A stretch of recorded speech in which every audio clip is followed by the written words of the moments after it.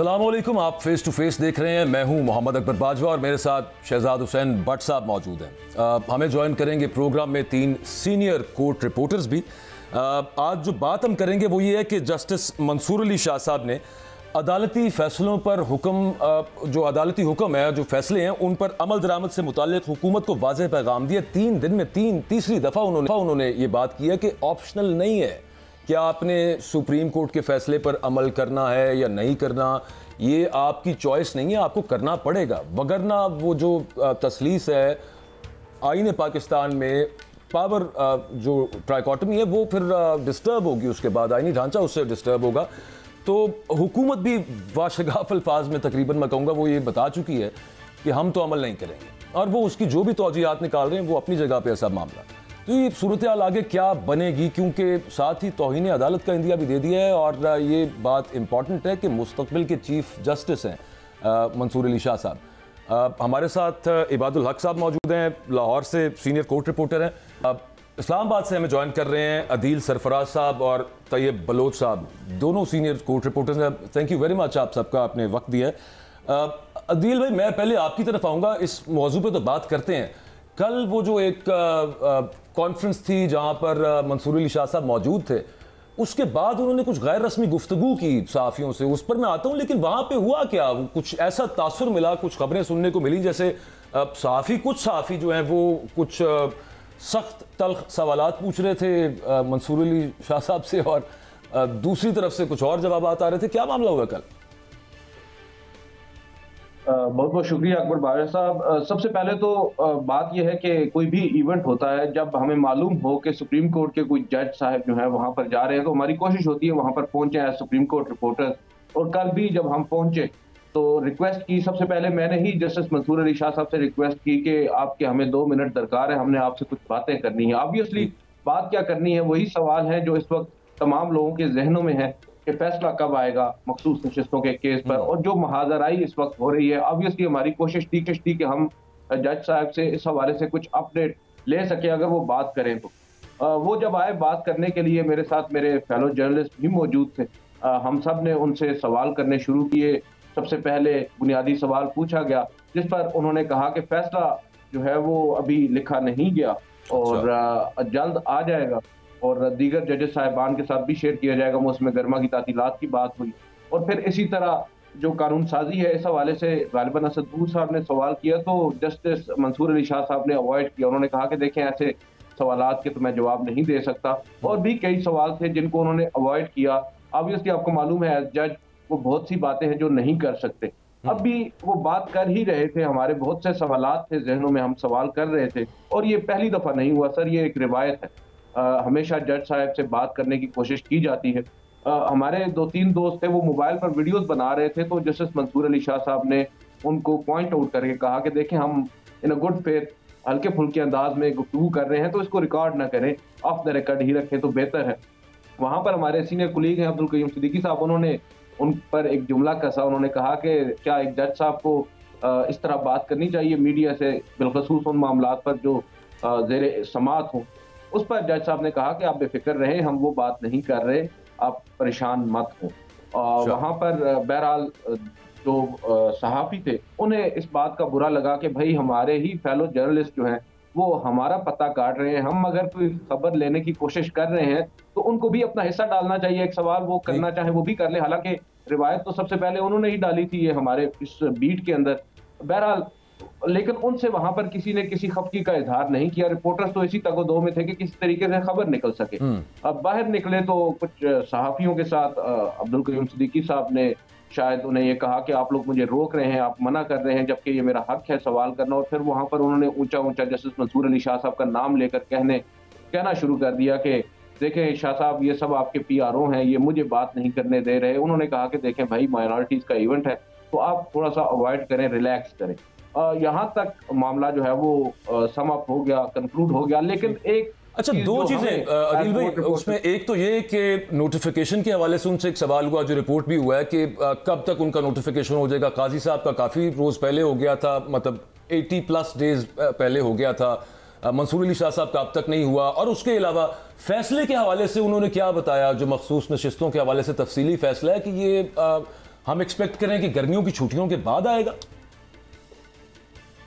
जो उनकी बात थी, बात करने का अंदाज था, उससे हमें कम से कम यही तासुर मिला, क्योंकि ब्लैक एंड व्हाइट में तो वो बात करते नहीं है जज साहिबान, वो भी अवॉइड करते हैं। उन्होंने अंदाजा हमें उनकी बात से यही हुआ है कि ऑब्वियसली अभी उन्होंने अगर फैसला लिखा नहीं है, फैसला लिखने के बाद वो कह रहे हैं कि जजेस के साथ शेयर भी करेंगे, और जजेस साहिबान इस वक्त अक्सर ऐसे हैं 8 में से जो मुल्क में मौजूद नहीं है या इवन इस्लामाबाद में मौजूद नहीं है। तो जब वो वापस आएंगे इस दौरान मौसम गर्मा की तातीलात खत्म होंगी, फिर उनके साथ शेयर होगा, तभी फैसला आएगा। जहां तक ताल्लुक है कानून साजी उस नोटिफिकेशन का, बिल्कुल ये सवाल हुआ, उस पर जस्टिस मंसूर अली शाह ने वही बात दोहराई जो उन्होंने अपनी तकरीर के आगाज पर कही थी कि justice Qazi Faez Isa chief justice of Pakistan है, मेरे बड़े प्यारे दोस्त हैं और वो पूरे कंट्रोल में है वहां पर। बल्कि हमारे कुलीग ने कहा कि वो कंट्रोल में है, तो उन्होंने कहा कि मेरा मतलब ये है कि उनका कंट्रोल है सुप्रीम कोर्ट ऑफ पाकिस्तान पर, और मैं सिर्फ सीनियर जज हूँ।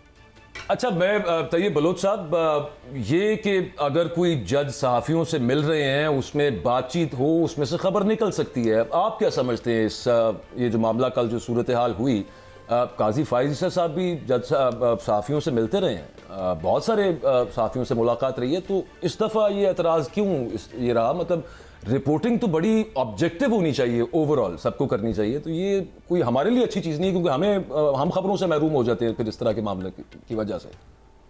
बिल्कुल आपने बजा फरमाया, रिपोर्टिंग होनी चाहिए, और जो भी जर्नलिस्ट जाता है और इस टाइप का जो इवेंट होता है जिसमें हमें मौका मिल जाता है कि बेसिकली ऑफ द रिकॉर्ड गुफ्तगू होती है।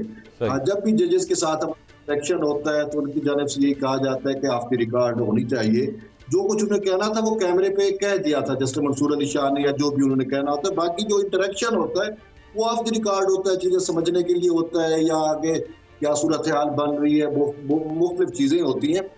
तो इसमें कुछ चीजें ऐसी थी कि जब कैमरे ऑन थे और हमारे कुछ दोस्त रिकॉर्डिंग कर रहे थे और चीजें पब्लिक हो रही थी, तो उसमें फिर हमें बैसियत जर्नलिस्ट भी हमें कुछ एथिक्स जो है वो हमें लागू हम पर होते हैं कि हमें सब जुडियस जो मैटर है, जो ज़ेर समाअत मैटर है, हमें यही सिखाया गया है, हमें उस पे बात नहीं करनी चाहिए। जज साहब को खुद भी नहीं करनी चाहिए उस पे। अच्छा चलें आगे बढ़ते हैं थोड़ा सा।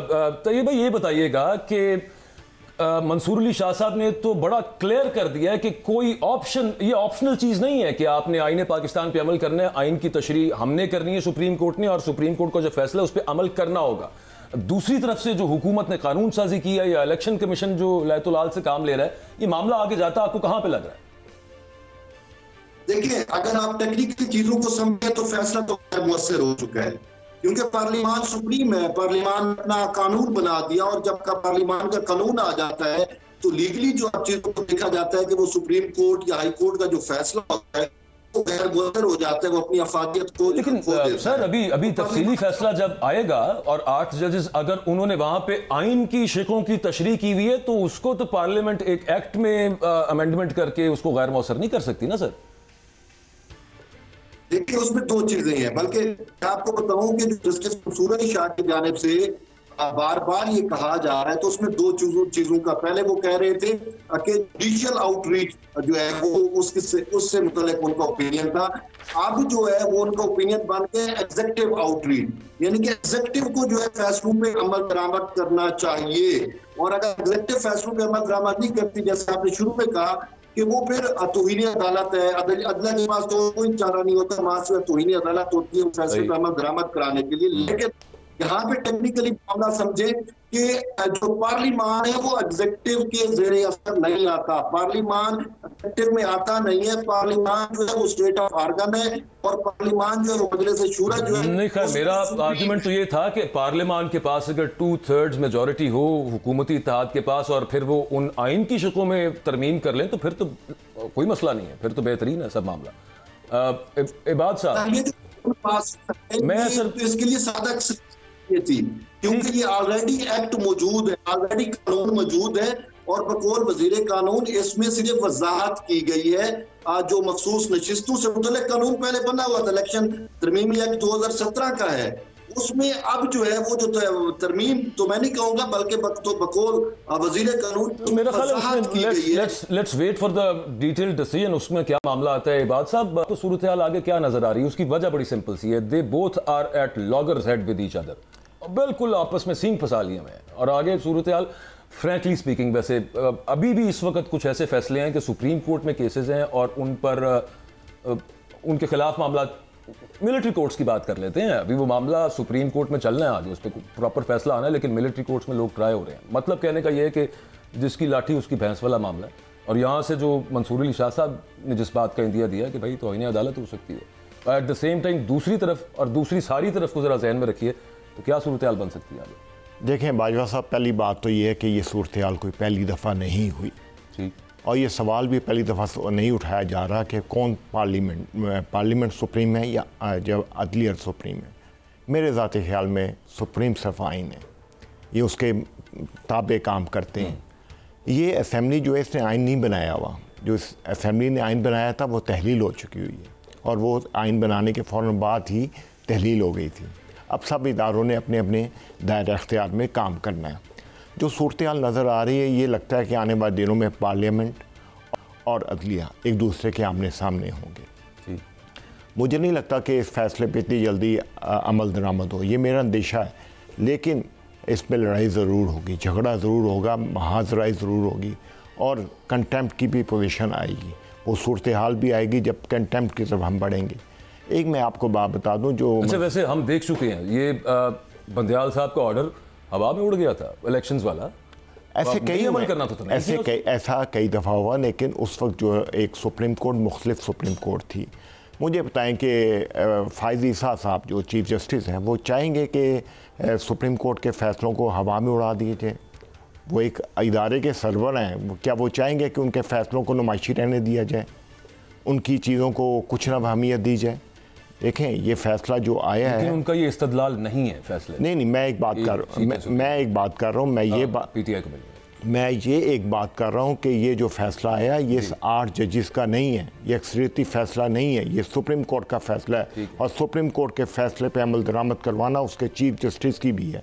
हाँ, अगर ये फैसला इसके बरक्स आ जाता तो सूरत हाल मुख्तलिफ हो जाती, लेकिन ऐसा नहीं हुआ और नुमाइशी नहीं होते फैसलों को इम्प्लीमेंट होना चाहिए और पहली दफ़ा नहीं हुआ। लेकिन आपको ये लग रहा है इम्प्लीमेंट ना हो शायद? नहीं, देर हो जाएगी, कुछ इसमें देर हो जाएगी, क्योंकि इतनी जल्दी भी मुझे लगा आपने भी कहा है थोड़ी देर पहले। नहीं, देर हो जाएगी। देखें ये कानून है कि तौहीन अदालत है, उसकी कार्रवाई होगी, बहुत सारी चीज़ें होंगी। पार्लियामेंट कितने कानूनों, कोई ऐसा कानून बना सकती है, ऐसी कानून साजी कर सकती है जिससे सुप्रीम कोर्ट के फैसले को बेअसर किया जाए। और ये भी मुकाबले हो चुके हैं दुनिया में, इस तरह भी हो चुका है कि पार्लियामेंट और जुडिशरी आमने सामने है। और हो चुका है इंदिरा गांधी का है और बहुत सी जगहों पे बड़ी मिसालें हैं। और वहाँ पर यहाँ तक हुआ कि जजेस को बाहर निकाल दिया गया, उन्होंने वहाँ दरख्त के नीचे अपनी अदालत लगा ली। ये पाकिस्तान की बात नहीं कर रहा। तो इस तरह होता है, इदारे जब बनते हैं, इदारों सुप्रीम कोर्ट अगर आज सरेंडर कर देती है तो क्या होगा। और मैं इस बात पर हैरान हूँ कि हुकूमत या पार्लियामेंट उस फैसले से खौफजदा है जिससे उसको कोई फ़र्क ही नहीं पड़ता। सिंगल लार्जेस्ट पार्टी पीटीआई बन जाएगी, उसके बाद क्या? उससे पहले तो कोई जुडिशल पैकेज का मामला था। जी भट्ट साहब, आप कुछ पूछना चाह रहे हैं? जनाब मोहतरम बाजवा साहब, बतौर सहाफ़ी हम पाकिस्तान के हर मसले पर खुलकर बोल सकते हैं, मगर जब बात करनी हो ना हमने अदलिया की, तो फिर अदलिया के फैसलों की और मुअज़्ज़ज़ जज साहिबान की, तो लफ्ज़ों को पहले हम तोलते हैं फिर जाकर कहीं बोलते हैं। ये सब ठीक होता है, मतलब फैसलों में अगर कोई झोल आ जाए तो फिर भी हमें ज़्यादातर खामोश रहना पड़ता है। अगर बकौल शायर इसको अगर कन्वर्ट करूं तो इजहार भी मुश्किल है, कुछ कह भी नहीं सकते, मजबूर है उफ अल्लाह, चुप रह भी नहीं सकते। और बाजवा साहब तो चुप रहना ही नामुमकिन है। लेकिन उसके साथ साथ अगर आप अदलिया और उसके फैसलों और आइन और कानून के दायरे में बात की जाए ना, तो उसमें सबसे पहले हमें चीज़ों को सामने लाने के लिए आज का जो वैसे प्रोग्राम है, मैं कोशिश करूंगा बाजवा साहब कि अपना वक्त जो है मैं इंतहाई सीनियर इन तीनों कोर्ट रिपोर्टर को देना चाहूंगा और सीधा ही मैं तैयब बलोच साहब के पास जाना चाहूंगा। बट साहब एक छोटी सी ब्रेक लेनी है, ब्रेक से वापस आते हैं तो फिर आप तैयब बलोच साहब से पूछ लीजिएगा। एक ब्रेक पर जा रहे हैं जी, हमारे साथ रहें।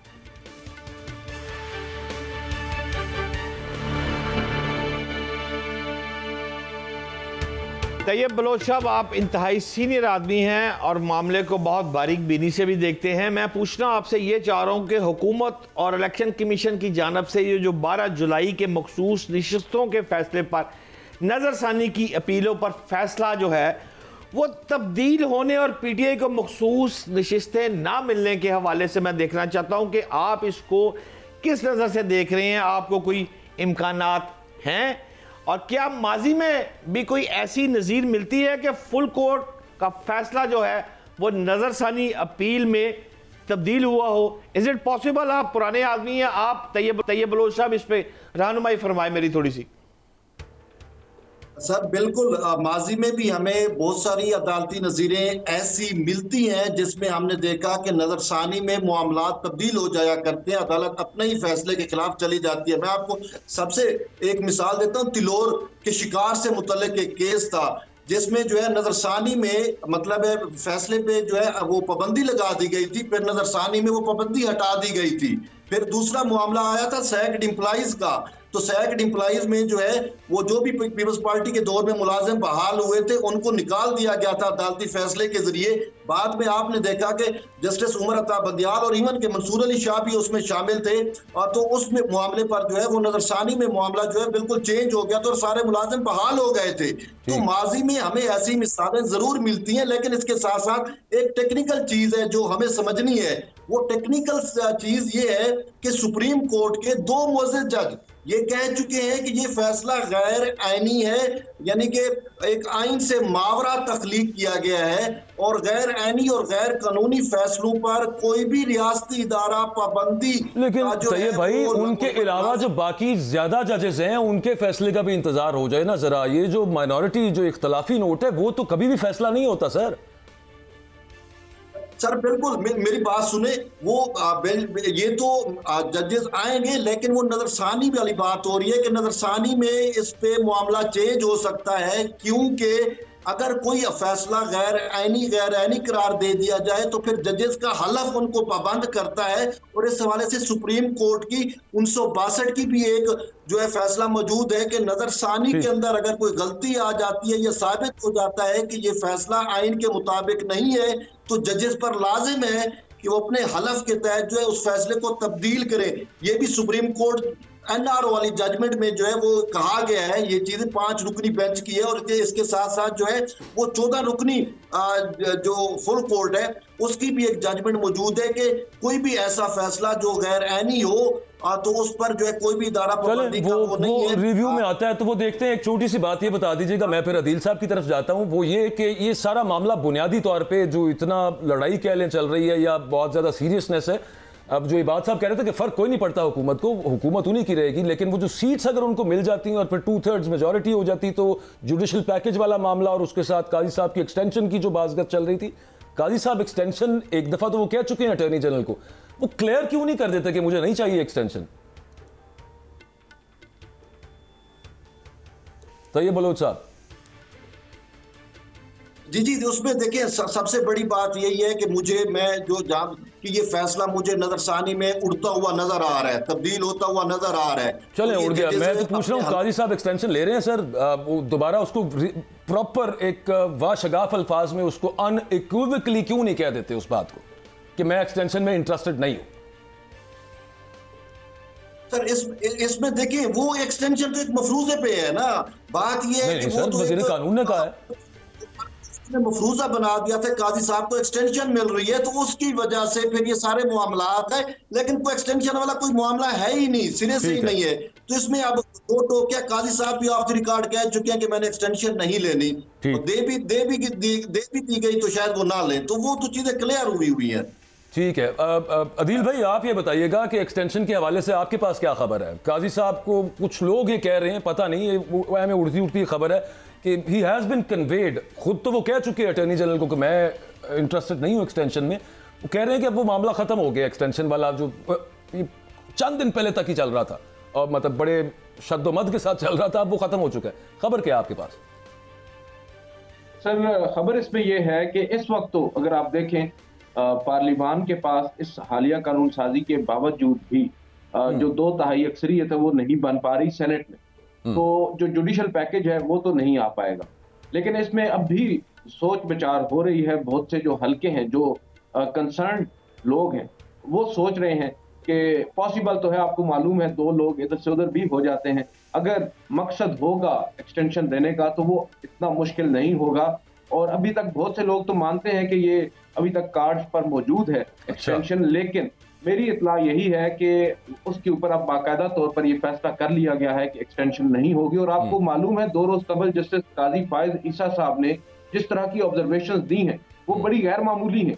वो कि एक मुकदमा है जो मोनाल से मुतालिक है, नेशनल पार्क से मुतालिक है, मगर जो ऑब्जर्वेशंस उन्होंने दी हैं वो हमने देखा है कि आज तक सुप्रीम कोर्ट का कोई जज भी नहीं दे सका। ये वो ऑब्जर्वेशन है जिसकी बेस पर अब बहुत से लोग एक मरतबा फिर सोच विचार में पड़ चुके हैं, क्योंकि अब भी जब जस्टिस काजी फायज ईसा साहब ने 13 जनवरी का फैसला दिया था, 8 फरवरी के इंतखाबात हो गए, उसके बाद जो हमने देखा सिलसिला, उस सब के बावजूद ये बात उस वक्त भी बहुत से लोगों के जहनों में थी कि काजी फायज ईसा साहब एक वाहिद जज हैं जो अगर दूसरी तरफ चले गए फेंस के तो उनके लिए काफी मुश्किल हो सकती है। और उन्होंने एक छोटा सा टीजर इनको दिखा भी दिया है और अब वो ज्यादा शदोमत के साथ इस चीज को सोच रहे हैं कि भाई अब आइंदा आने वाले जो चीफ जस्टिस हैं उनको मजीद अनॉय न किया जाए। जस्टिस मंसूर अली शाह साहब 3 साल के लिए आएंगे और उसके बाद आपको मालूम है जस्टिस मुनीब अख्तर होंगे, जस्टिस याहिया अफरीदी, जस्टिस आयशा मलिक। अदील भाई आप दुरुस्त फरमा रहे हैं, कथा कलामी की माजरत चाहता हूं। मैं आपसे ये पूछना चाहता हूं कि सुप्रीम कोर्ट के 14 जजेस पर मुश्तमल फुट कोर्ट एक असूल तय कर चुकी है कि अमल दरामद कराना फैसलों पर वो जो है वो मुसलमान तकाजा है, वो तो क्लियर है, उसमें कोई भाव नहीं।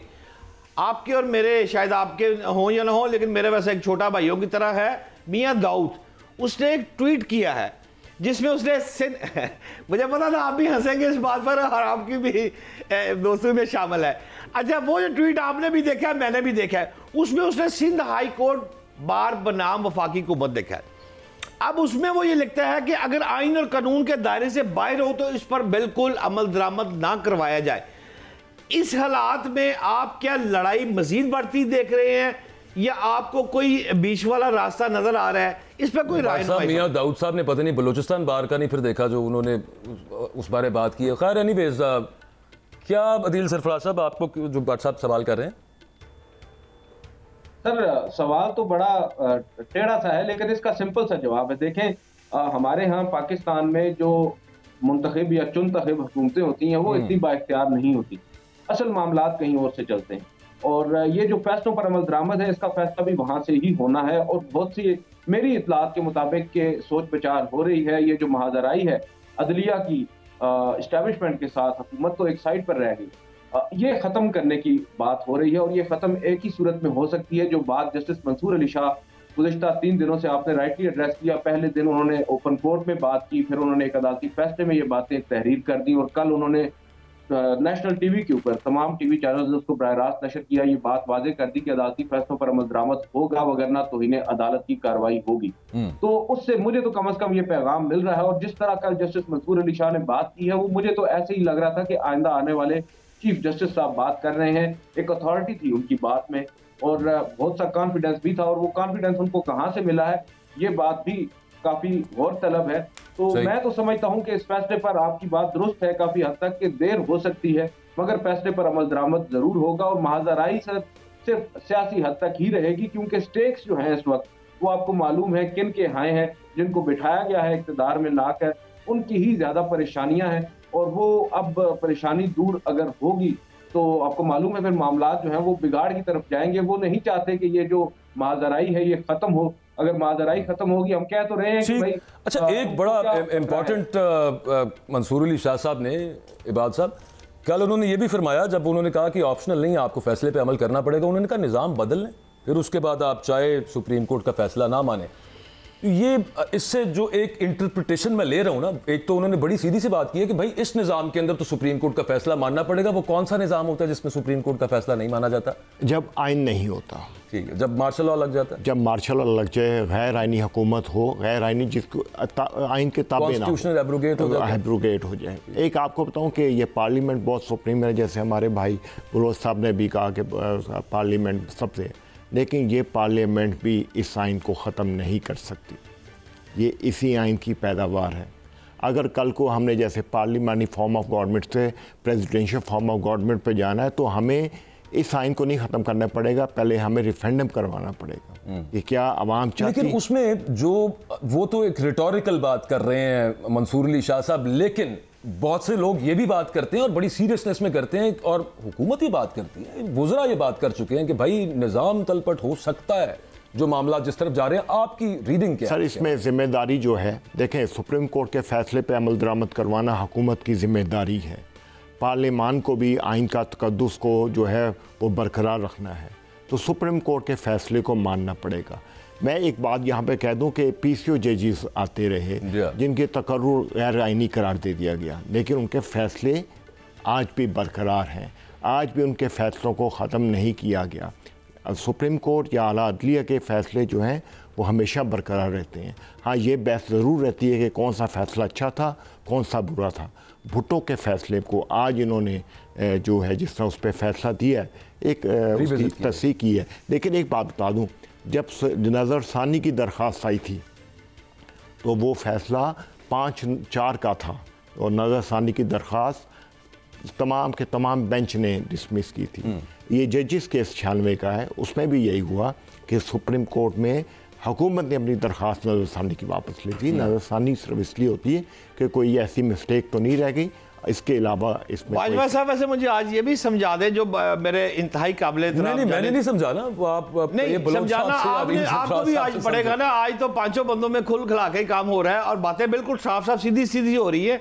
अब बात भाई भी फरमा रहे, ये पार्लियामेंट सीनियर है, अदलिया सुप्रीम कोर्ट सीनियर है, ये कौन है जिसमें इसमें मतलब कि एक तो हमें यही समझ नहीं आ रही ना, हुक्म मानना पड़ेगा, हैव टू हुक्म मानना पड़ेगा, किसका हुक्म मानना पड़ेगा? डायकोटमी ऑफ पावर है, वो दस्तूर पाकिस्तान के अंदर दर्ज है, उसमें जो 3 सुतून है आपकी बड़ी सादी सी बात है, हर कोई अपने एम्बिट के अंदर रहे। मामला सिर्फ यहाँ पे ये हो रहा है, जो मेरी अंडरस्टैंडिंग है कि पार्लियामेंट ये कह रही है कि आप हमारी लाइन में एनक्रोच कर रहे हैं। भाई अदलिया ने सिर्फ तशरीह करनी है ना, वो तो नहीं बना सकता भाई। आप जो एक्सपर्ट हैं आप उनसे बताइए भाई, आप बताएं। मैं यही बाजवा साहब से समझना चाह रहा था, मेरे बिल्कुल साथ बैठे हुए हैं, इसलिए मैंने कहा जरा आसानी से काम कर लूं अपना। आप दूर है, जरा आप जरा मुझे गाइड करें यार। वैसे भट्ट साहब एक बड़ी माजरत के साथ एक छोटी सी, मैं ब्रेक का मुझे कहा जा रहा है, मैं एक ब्रेक ले लूं। एक बहुत इंपॉर्टेंट इशू पर बात करनी है, दैट इज 9 मई, जिस पे DG ISPR ने एक नहीं 2 प्रेस कॉन्फ्रेंसेस, उसके बाद हुकूमत भी यही बात करती है कि भाई वहाँ पे सजाएं नहीं हो रही, और जो शिकवा ख़ास तौर पे एस्टेब्लिशमेंट को है कि क्यों नहीं हो रही, तो वो जो प्रोसिक्यूशन में लतीफ़े चल रहे हैं जो पंजाब पुलिस यहाँ पे ख़ास तौर पे पंजाब में कर रही है, कुछ उसकी बात करेंगे। कौन कर रहा है इन केसेस को वीक, ये मैं पूछूंगा मेरे साथ जो मौजूद मेहमान, एक ब्रेक के बाद पूछते हैं।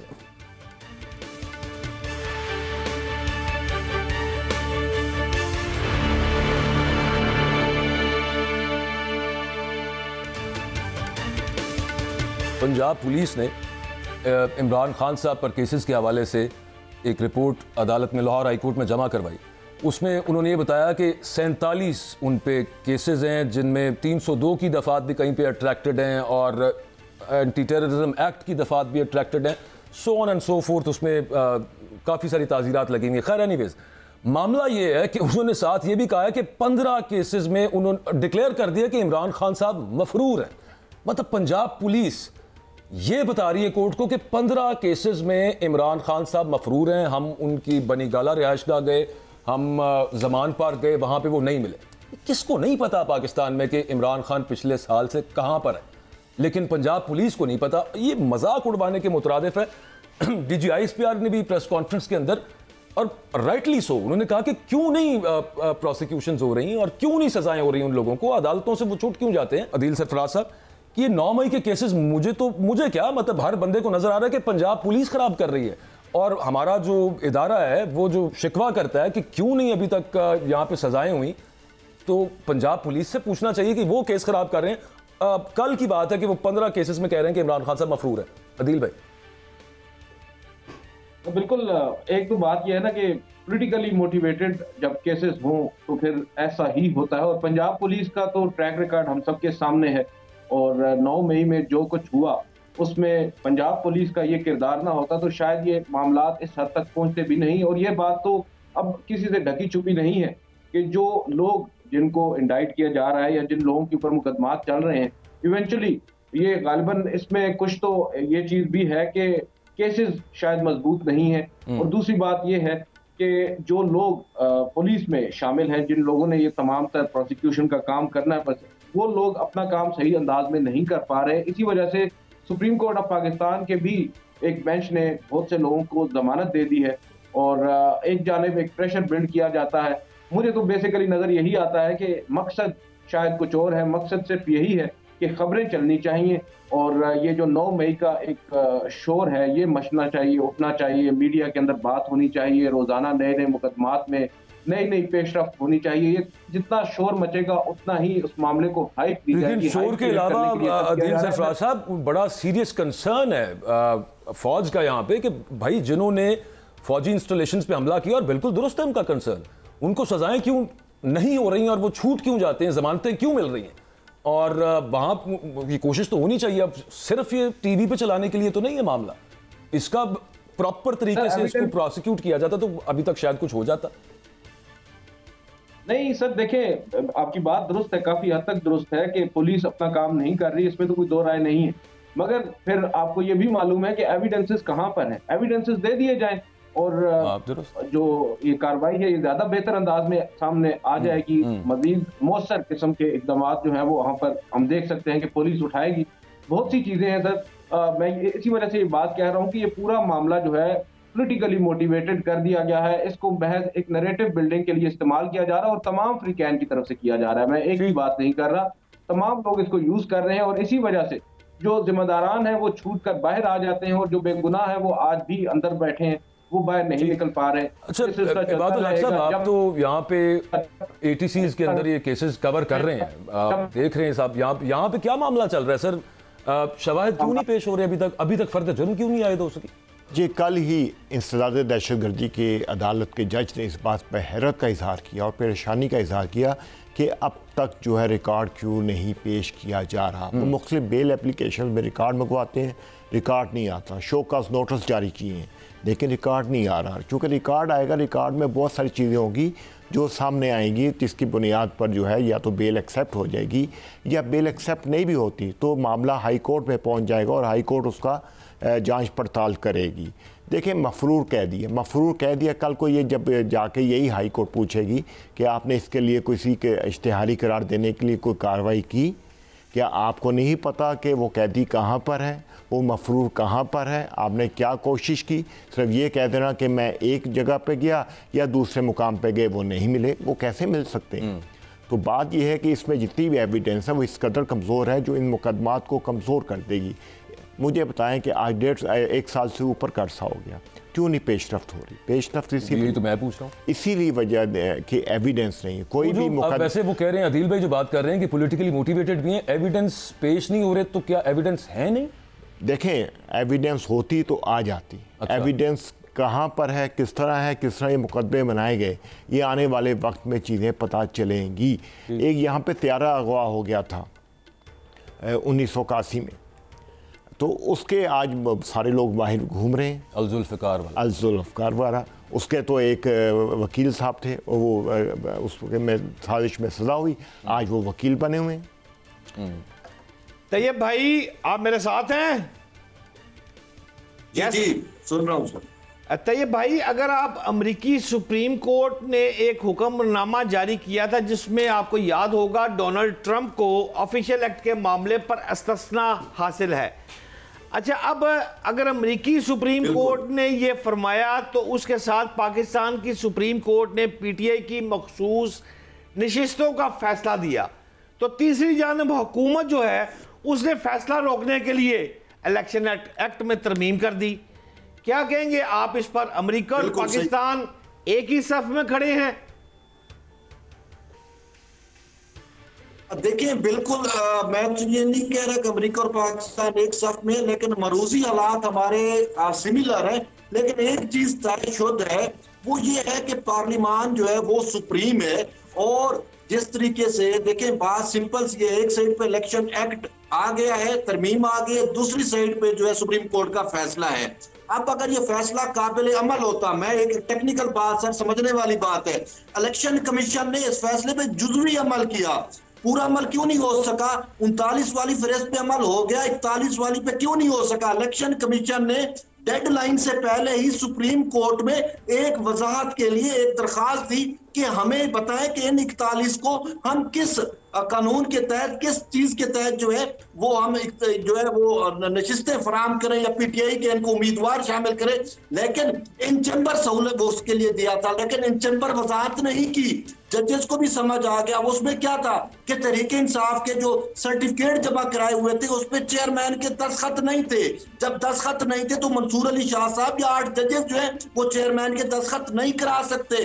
ये टेक्निकल बात थी जो हम सब मिस कर रहे हैं, फैसला काबिल अमल नहीं था। अच्छा, फिर पार्लिमान ने कानून बना दिया, अब फैसले पे अमल दरामद के लिए पहले इनको पार्लिमान को बिल्डोज करना पड़ेगा। फिर अच्छा, ये ठीक है, ये इंतजामिया के खिलाफ तौहीन अदालत कर सकते हैं, लेकिन क्या स्पीकर कौमी असम्बली के खिलाफ तौहीन अदालत हो सकती है? नहीं हो सकती, क्योंकि इंतजामिया के खिलाफ तो हो सकती है। इंतजामिया पाबंद है सुप्रीम कोर्ट पे फैसले पे अमल दरामद करने के लिए, स्पीकर कौमी असम्बली पाबंद नहीं है, वो सुप्रीम है। तो ये भाई आपने तो एक रास्ता दे दिया हुकूमत को कि किस तरह से वो रास्ता रोक सकते हैं। बात भाई कुछ कहना चाह रहे हैं आपकी बात? जी, एक तो मैं ये कहना चाह रहा हूँ, ये जो फैसला है एक्सरेटरी फैसला, ये सब्सटेंशियल जस्टिस है, उसके तहत आया है। और ये जब भी कोई पटिशन आती है उसमें प्रे की जाती है, तो मेरे भाई तैयब साहब भी और अदील साहब भी जानते हैं, उसके साथ एक लफ्ज़ लिखा जाता है, जुमला any other relief. Any other relief से क्या मुराद होती है? तो वो अदर रिलीफ जो है वो यही होता है कि वो हालात को देखते हैं, वो हालात में इलेक्शन कमीशन हुकूमत अपना केस वहाँ नहीं लड़ सकी, इसलिए ये फ़ैसला आया है। और इस फैसले को जो है जिन्होंने ये बात कही तैयब भाई ने कि सुप्रीम कोर्ट नहीं पार्लियामेंट सुप्रीम है, ये कहीं नहीं लिखा हुआ। अबाद भाई, आप इंतहाई सीनियर मोस्ट आदमी हैं और कोर्ट के मामले को बहुत अच्छा समझते हैं। इन तमाम मामलात को 2 लाइनों में हमें ज़रा आसान ज़बान में समझाएंगे कि क्या आपको मखसूस नशिस्तों वाली, ख़वातीन वाली बात ये कुछ समझ आ रही है? इसमें कोई रिलीफ आ रहा है? ये रिलीफ मिलेगा। कैसे? देखिए, अब तो जो अभी बात की अदील साहब ने भी और तैयब साहब ने भी कि जो आने वाले चीफ जस्टिस हैं उन्होंने भी इस पर अपनी लेकिन ये जो तैयब भाई ने नुक्ता उठाया ना कि स्पीकर कौमी नहीं, एक मिनट हाँ, तैयब साहब की बात बहुत अच्छी है। आपको याद होगा यूसुफ रजा गिलानी गए थे, हमीदा मिर्जा नहीं गई थी। पार्लियामेंट रहती है, उसकी मुद्दत होती है, पर बल्कि अदलिया ने तो पार्लियामेंट को बहाल किया। नवाज शरीफ का 93 जब उस सेंस में है कि ओथ तो स्पीकर ने लेना। नहीं, ओथ किसने लेना है? ओथ नहीं लेंगे तो ये भी है, पंजाब असेंबली के जो वज़ीर आला के इंतखाब में ओथ किसने लिया था? गवर्नर ने ले लिया। यहाँ पे सदर को कह देंगे, सदर भी नहीं, सदर नहीं, वो उसका हल निकालेगी, उसका ये बात नहीं हो सकती हल ना निकाले। देखिए, ये लड़ाई है, जो बात मैंने कही वो तो मैं नहीं मानता। बात ये बट साहब ने बड़ी अच्छी बात कही थी। अमेरिका में एक फैसला आया था सदारती इंतखाब के ऊपर, वो बाद में ये कहा गया कि वो फैसला दुरुस्त नहीं था, लेकिन कभी भी ना तो जो इसके खिलाफ आया उसने उसको नहीं माना। ठीक हो गया। खैर, वो जाते जाते मुझे याद आ गया कि अमेरिका में एक कैपिटल हिल के हवाले से, जिसका हमारे यहाँ पे भी हवाला दिया जाता रहा, वो भी फैसला आया था। वहाँ पे भी सजाएं हुई हैं, लेकिन वो लोगों को उन्होंने आइडेंटिफाई किया, उनके खिलाफ केसेस चलाए, प्रोसिक्यूट किया और सजाएं हो गई। और जो मेन बंदा था जिस पे इल्ज़ाम था कि इसने भड़काया, उसका नाम था डोनाल्ड ट्रंप। वो आजकल क्या कर रहा है? वो आजकल इलेक्शन की कैंपेन कर रहा है। वहाँ पे जो कैपिटल हिल के लोग पकड़े थे, उनको प्रेस कॉन्फ्रेंस करके छूट जाने की ऑप्शन नहीं दी किसी ने। ना वहाँ पे उन लोगों को जो ऑलरेडी जेलों में थे उनको मफरूर करार दे दिया किसी ने। ना ही वहाँ पे ये कह दिया, झूठे सच्चे अफसाने वहाँ पे घड़े गए, केस ख़राब नहीं किया गया। तो मिसाल तो हम अमेरिका की देते रहे, लेकिन उस तरह से अगर काश यहाँ पे हम केस चला भी लेते तो बड़ा बेहतर हो जाता, सारों की तसल्ली हो जाती। और ये 9 मई के ऊपर ही इस वक्त मुल्क की सियासत जो है ना वो फंसी हुई है, मैं ये कहूँगा। खैर, एनीवेज, प्रोग्राम आपने देखा, सबकी राय भी आपने जानी है। अपनी राय तो ज़ाहिर है कि आपने खुद कायम करनी है सारी डिस्कशन सुनने के बाद। हमें इजाज़त दीजिए, अल्लाह हाफ़िज़।